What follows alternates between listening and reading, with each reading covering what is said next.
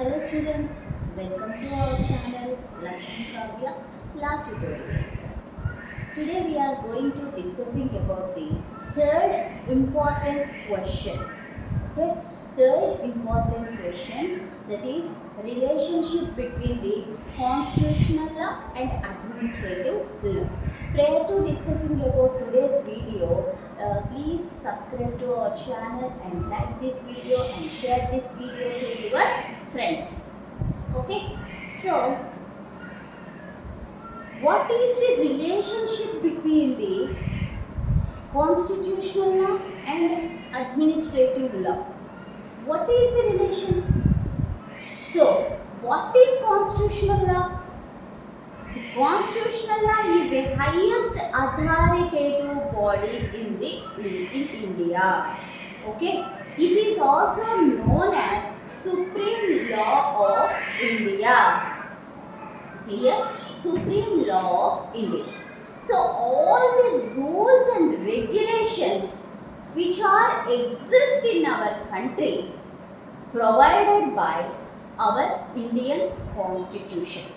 Okay. So as in the same manner, the administrative actions of administrative body and rules and regulations of the administrative body and relationship between the administrative body and individual, all those things are under our Indian Constitution. Okay, so Indian Constitution is a foundation for base for administrative law. Okay, Indian Constitution is a foundation and base for administrative law. In which keywords? Obviously, our constitutional law, for understanding purpose, I want to divide it into two parts. First part, which covers in our first semester, okay, Constitutional Law 1 deals with the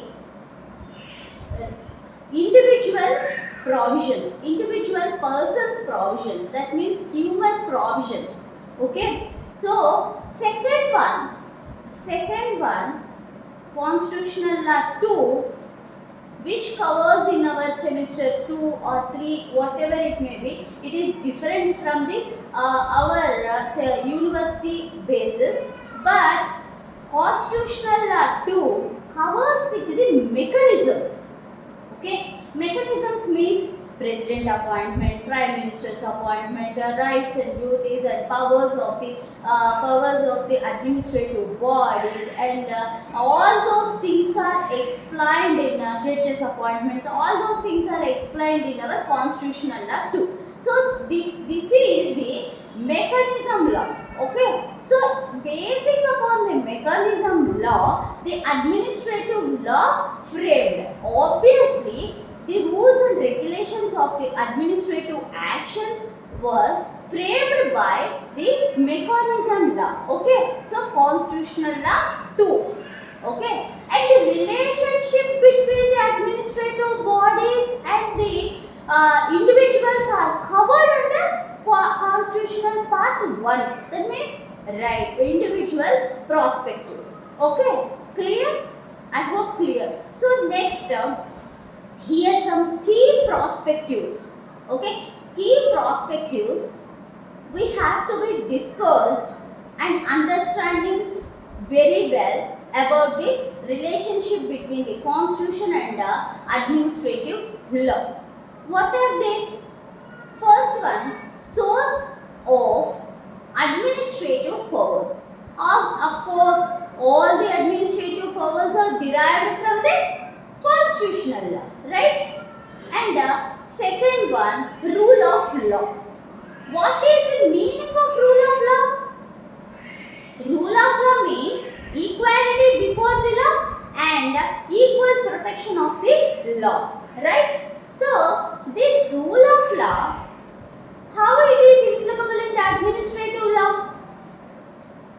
So, how when administrative bodies Okay, when the administrative bodies applying the law, okay, applying the law, rules and regulations or guidelines or bylaws, treated all the people equally.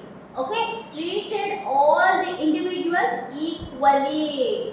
Okay, so administrative law must be implies the rules and regulations, actions of administration agencies can be applied very equally. So it is the main key concept of rule of law in administrative law. Clear? So next one, separation of powers. Obviously our Indian constitution separated the executive body from legislative and judicial body. Executive body means, already I told in the previous lecture, the executive government emphasizes the three bodies. First one, legislative, executive and judiciary. So executive is purely depends upon the administrative law. So the executive body was differ from the legislative and judicial bodies. This is the separation of powers in the prospect of, okay, in the prospect of administrative law. Clear? Okay. So next one, protection of fundamental rights. Protection of fundamental rights. Whether an administrative action violates the fundamental rights, okay, of an individual, then the individual can approach the court under Article 32 and 226 of Indian Constitution. So, and these are called as constitutional remedies also. Okay, so these are called as constitutional remedies also. So, in the name of constitutional remedies, our Indian Constitution provides the protection from fundamental rights of an individual, infringement of the provisions of the Constitution which enshrine the fundamental rights. Okay, so clear? And next one, establishment of the tribunals and courts. For to better disposing the case, our Indian Constitution create a framework to establish a tribunal, special tribunals. For example, taxation tribunals, labor tribunals, environment tribunals, etc.